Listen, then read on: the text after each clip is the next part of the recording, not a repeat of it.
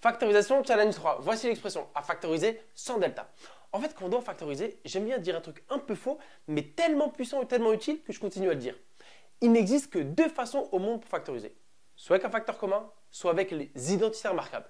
Donc oui, il y en a d'autres, mais tellement ces deux éléments, c'est genre 99% des factorisations que retiens-les. Facteur commun ou identitaire marquable. Et souvent, dans les cas un peu difficiles, il faut utiliser les deux plusieurs fois. D'accord. Parce que quand tu regardes ici, quel est le facteur commun entre ces trois termes? Il n'y en a pas. Voilà la réponse que j'attendais. Il n'y a pas de facteur commun. Donc, on va utiliser les identitaires marquables. Ça y ressemble. J'espère que tu les connais, tes identitaires marquables. Ça ressemble à a carré moins 2ab plus b carré. Sauf que, oui, on est dans le challenge, ce n'est pas le carré de quelqu'un. 7, ce n'est pas un carré. Tu sais, pour faire les identitaires marquables, tu cherches des gens comme 25, 16, 9, des carrés, 7, ce n'est pas un carré. Mais les deux premiers forment ce qu'on appelle le début de l'identitaire marquable. C'est le début d'un carré. En fait, x carré moins 6x, les deux premiers termes, c'est le début de ça, de la forme développée de a moins b carré. Parce que a carré moins 2ab plus b carré, si tu as cette expression-là, on peut factoriser. Ça donne a moins b le tout au carré. Sauf que là, je répète, le troisième n'est pas b carré. Mais les deux premiers, si on s'arrange bien, on pourrait dire mais ça pourrait être a carré moins 2ab. Mais à toi de trouver les éléments qui conviennent. Donc le premier, c'est évident. A carré, ce serait x carré. Donc on se dit, tiens, si a égale x, c'est cool. D'accord. Maintenant, en fait, ton 2ab, ce serait cool qu'il soit égal à 6x. Et là, à toi de réfléchir, tu es un enquêteur. Si 2ab, c'est 6x, et que a, c'est x, alors b vaudrait quoi? Conditionnel. B, il vaudrait quoi? B, il vaudrait 3. Parce que si a égale x et que b égale 3, 2 fois a fois b, ça ferait 2 fois x fois 3.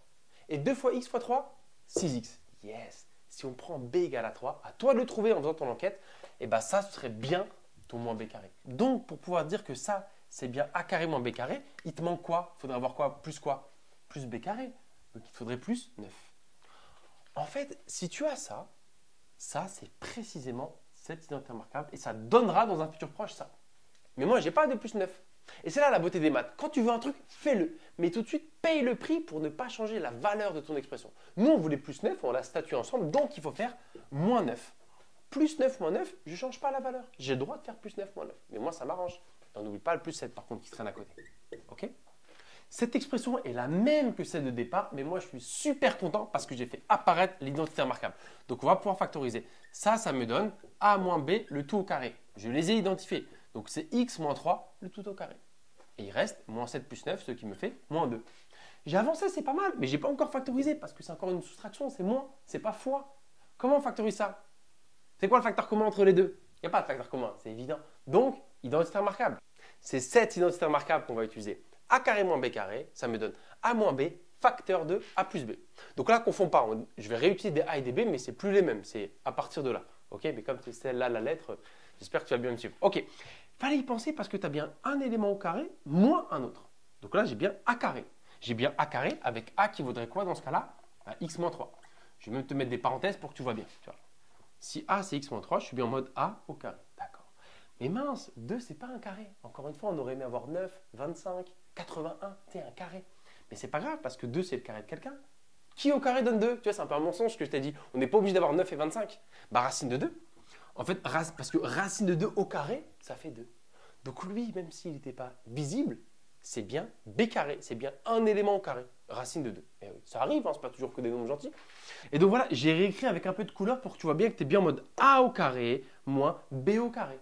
Avec la bonne identification qu'on a fait au préalable. J'utilise la formule des identités remarquables. A carré moins b carré, ça fait a moins b facteur de a plus b. Et nous, on sait a moins b facteur de a plus b. Donc là, je n'ai pas mis de parenthèse parce que normalement, tu vois que c'est assez évident qu'elles ne servaient à rien. Les parenthèses autour de x moins 3. J'aurais pu, mais voilà, on est dans le challenge, on a un peu de niveau, donc je les ai enlevées. Et voilà. Et là, on ne peut pas faire grand-chose parce que moins 3 moins racine de 2, je ne peux pas aller plus loin. J'ai bien factorisé, j'ai transformé ma somme de départ en une multiplication en un produit. Factorisation, challenge 3.